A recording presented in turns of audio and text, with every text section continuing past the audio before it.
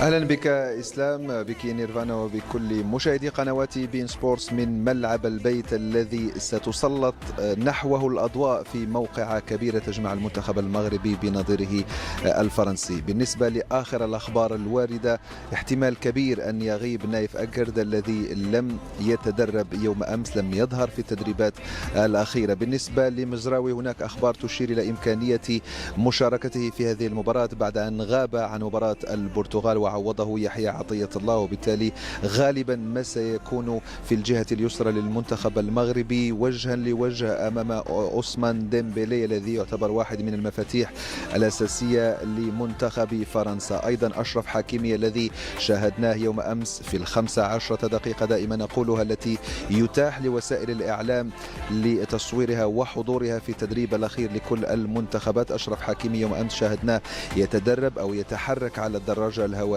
ولم نشاهده يتدرب مع الجماعة، لكنه غالبا ما سيكون حاضرا اليوم في مواجهة زميله في باريس سان جيرمان وصديقه كيليان امبابي، في مواجهة ستكون كبيرة وكبيرة بين واحد من أفضل مهاجمي هذه البطولة وهو كيليان امبابي، مسجل 5 أهداف وهداف البطولة حتى الآن، وواحد من أفضل الأظهرة عالميا. سبق للاعبان كما يعلم الجميع أن تواجها وجها لوجه عندما كان أشرف حكيمي في دورتموند، وكان وقتها لاعبا جيدا وأوقف هجمات وحملات كيليان مبابي في تلك المباراة. لكن اليوم الأشياء متغيرة، منتخب فرنسي حامل لقب يريد الذهاب إلى النهائي لمواجهة الأرجنتين، ومنتخب مغربي سماه كثيرون بالحصان الأسود هذه البطولة بعد أن ضمن هذا الوصول بإطاحته بالبرتغال، الفوز على إسبانيا، تجاوز مجموعة صعبة بقيمة منتخبات بقيمة كرواتيا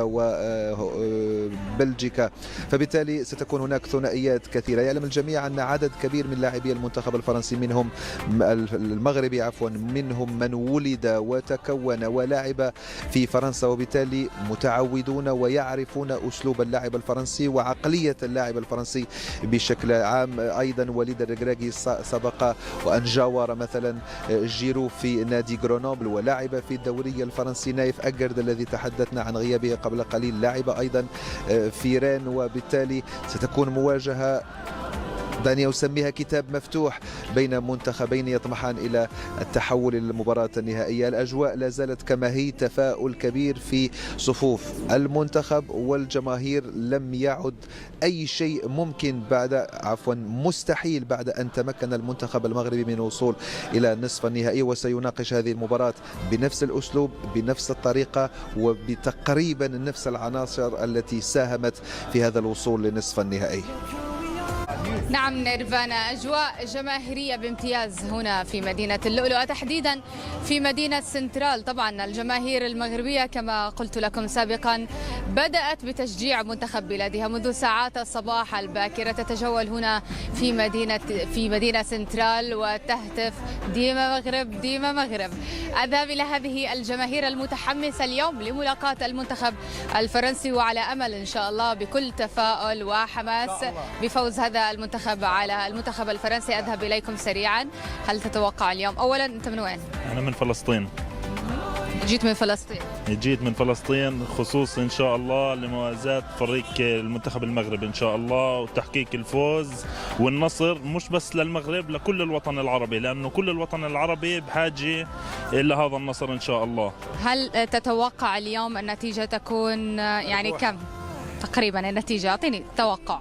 أنا بتوقع إنه المغرب إن شاء الله يفوز بنتيجة 1-0 أو 2-1 مثل ما قال.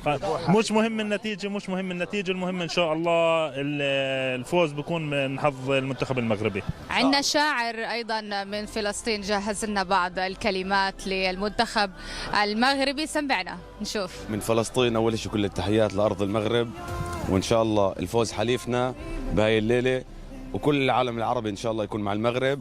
ومنحب نودي لأهل المغرب ومنقول يا فرنساوي لا تجرب تفكر هالليلة وتغلب، كل العالم في هالكون واقف مع أرض المغرب.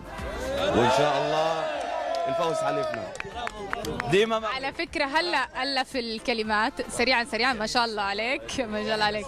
تفضل. بسم الله الرحمن الرحيم.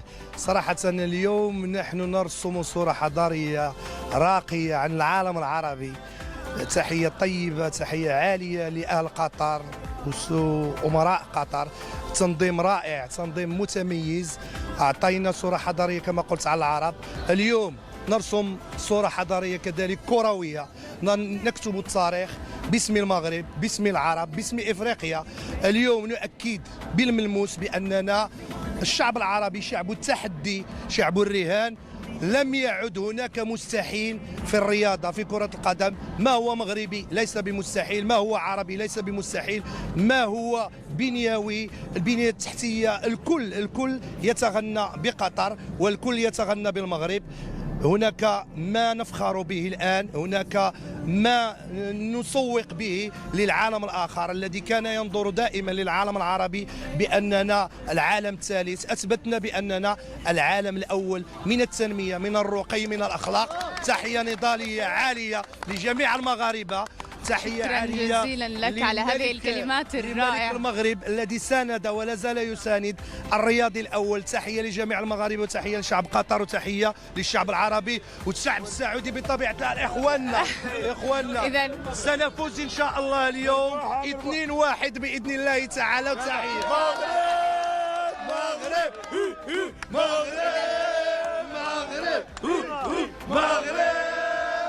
إذن جميع الدول العربية هنا في مدينة سنترال تشجع وتؤازر المنتخب المغربي، وهي متفائلة ومتحمسة لمباراة اليوم، وأيضا متأكدين إن شاء الله بفوز هذا المنتخب اليوم على المنتخب الفرنسي. إذن نقلت لكم بعض الأجواء الجماهيرية هنا من مدينة سنترال، أجواء مغربية جماهيرية بامتياز.